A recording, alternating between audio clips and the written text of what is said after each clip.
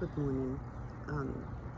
As I stated in my short video about severe children, usually nonverbal, and this is what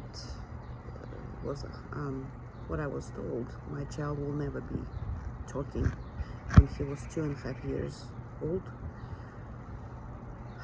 and I just took that diagnosis. I cried and cried and cried. I had never heard of autism. I never dealt with that. All I knew, he's disabled at that point. But even though I accepted the diagnosis, I continued to resist and was in disbelief, and I'm still in disbelief. And because I am in that disbelief, my child now talks, you see. So, and I'm not a doctor either, I'm just very persistent and proactive parent, like many of us, right?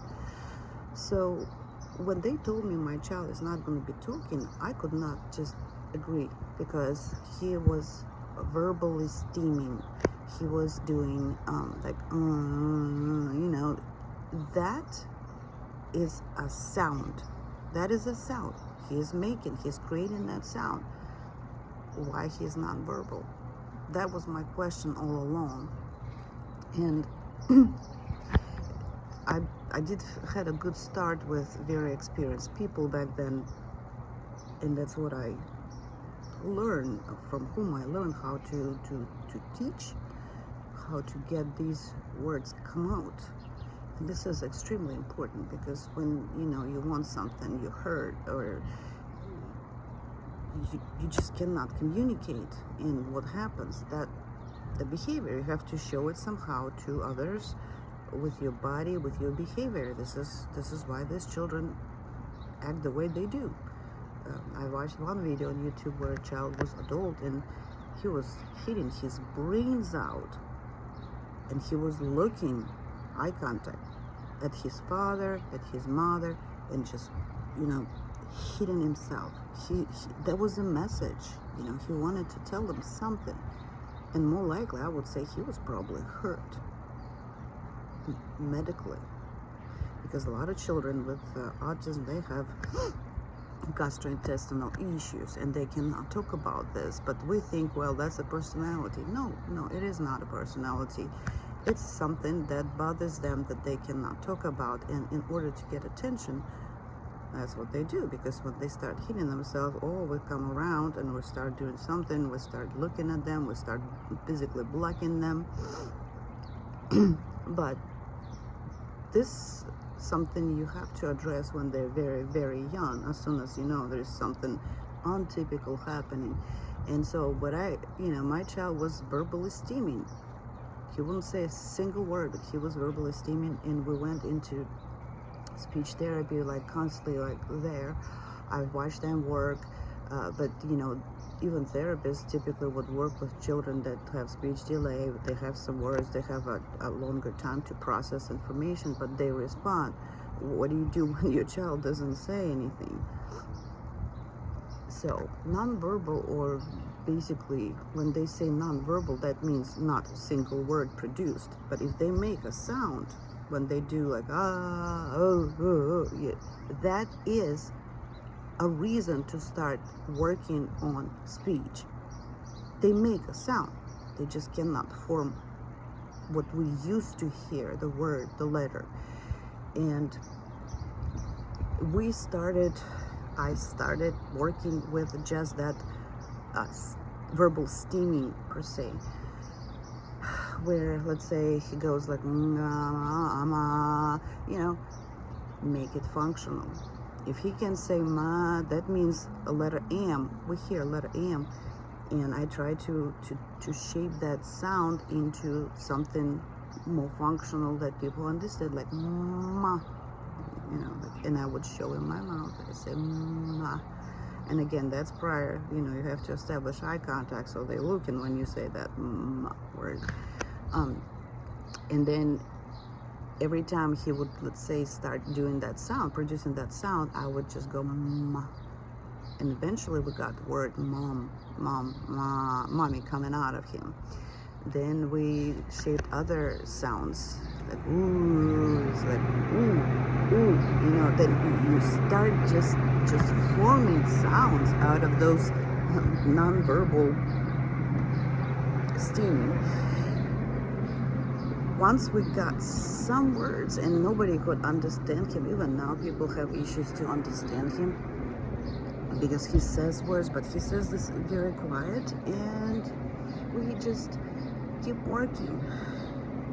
You take a sound and you try to shape it into something similar to a word, because they already say something. You just have to kind of get to this final outcome. And we worked on every verbal steaming sound, forming it into short words, showing the lip movement.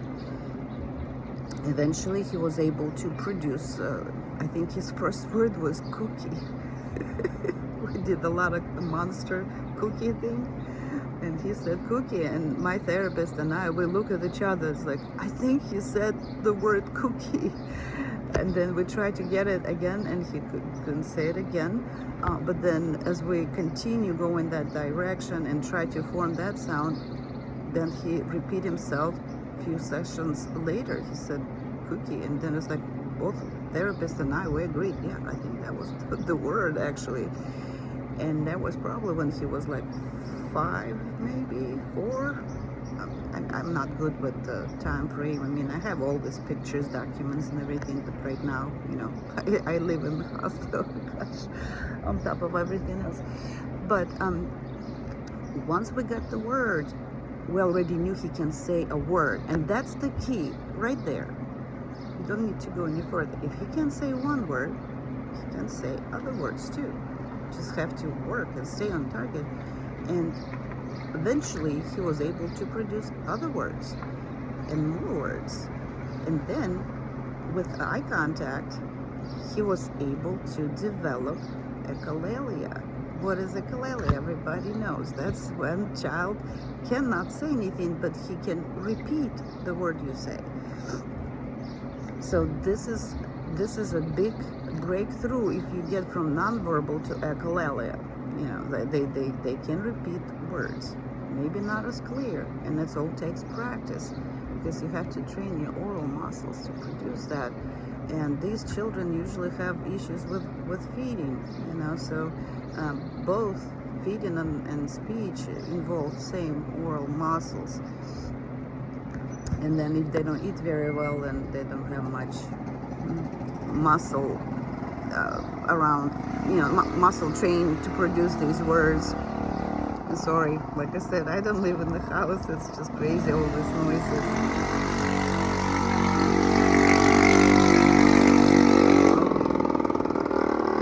So once we help him to transition from being totally nonverbal to echolalia, that's a skill. This is another level.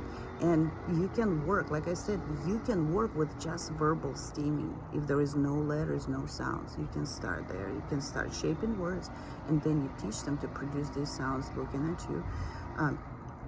And then now he can say. And my goal right now, even though he is considered still kind of nonverbal, but now he is nonverbal because he cannot initiate his communication, his needs, that's different.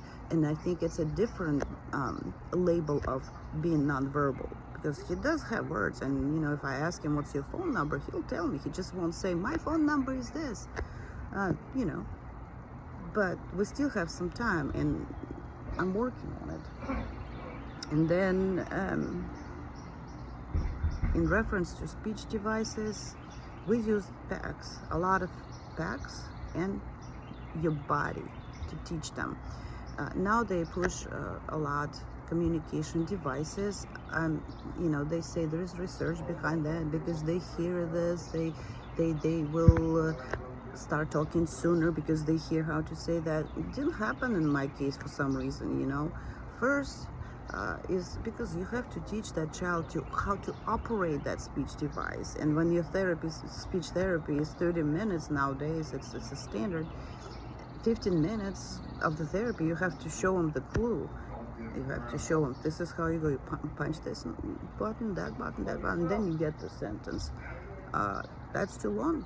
You kind of off the target. You're teaching them how to use the device instead of speech. Time lost. And we had 2 speech devices, one, and then we got another one upgraded.